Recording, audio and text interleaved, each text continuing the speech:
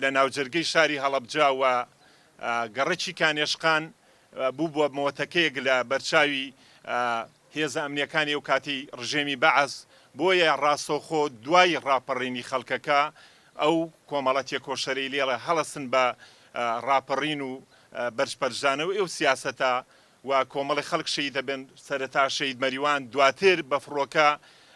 کانێشقان و دەوروبەری هەڵەبجە بردومانەکەن لە ئەنجامدا لە ناو نەخۆشخانی هەڵەبجە 25 هاوڵاتی بە برینداری برێن و لە سەربازگەیەک لە پشتی گوندی بامۆک زیندە بە چاڵەکرێن و لە خورماڵ 26 هاوڵاتی لادیەکانی دەوروبەری خورماڵ بە هەمان شێواز لە سەربازگەی شانێری زیندە بە چاڵەکرێن و لە شارۆچکەی سەی سادەقیش 8 هاوڵاتی و دواتر کۆی شەیدەکان زیاتر لە 74 شەیدا هەڵاسین بە بەرزڕاگررتنی ئەم یادە بەداخەوە ئەمڕۆ لە دۆخێکین وردە وردە خەریکە مێژوو جوانەکانی خۆمان لەبیرەکەین وامان لێت خەڵک لە تاونا ڕزایی ئامادە نەبێت لەوەی کە مێژووی جوانی خۆی قوربانیەکانی خۆی وەکو خۆی بجێڕێتەوە بەداخەوە هەستەکەی سزای شوێنێکە درێکە هەموو مێژوەکی پڕە لە سەروەری و قوربانیدان بۆیە لانیکام ئەتوانین بە وەستانی چەند دقەیەک یاخوددانانی تاجە گوڵینەیەک لە بەردەم وێنە و گۆڕی شەید مەریوان بە نوێنەرایەتی سەرجەم شەیدان ئێمان یادە لێرە بەرزڕاگرین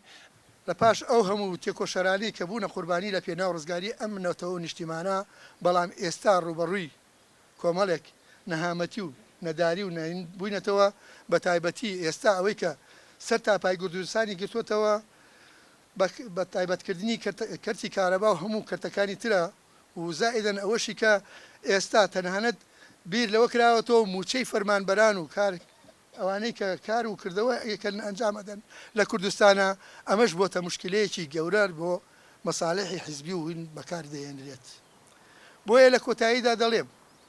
جێگەی داخە کە ئەو دەسەڵاتەی کە ئێستا دەسەڵاتێکی ناوخۆیی هی و کووردە ئاوا تێڕوانین و توانجی هەینی هەبێ بۆ ئەو یاد و یادەوەریانە بۆ ئەو نەتەوەی کە ئەو ئێستا هاتووە بۆ تەخاوەنی دەسەڵاتەکە ئاوا بەسەری بکاتەوە و ئاوا مەشاکیل و کێشەکان قوڵتر و قوڵتر بکاتەوە بۆ یەکە باشتر وایە ئەو دەسەڵاتەی کە لە کوردستاندا هەیە بە هەردوو دەڤەریانەوە زەردیش و سەوز ئیعادە نەزەرێک لە ژیانی ئەو خەڵکە بکەنەوە ئەو خەڵکە بەستە ئیتر لەو نەهامەتی و نەداریانە ڕزگاری ببێت چونکە بەڕاستی خەڵک بۆ ئەوەی نەکرد ئاوا ڕوبەڕووی ئەم هەموو نەهامەتیانە ببێتەوە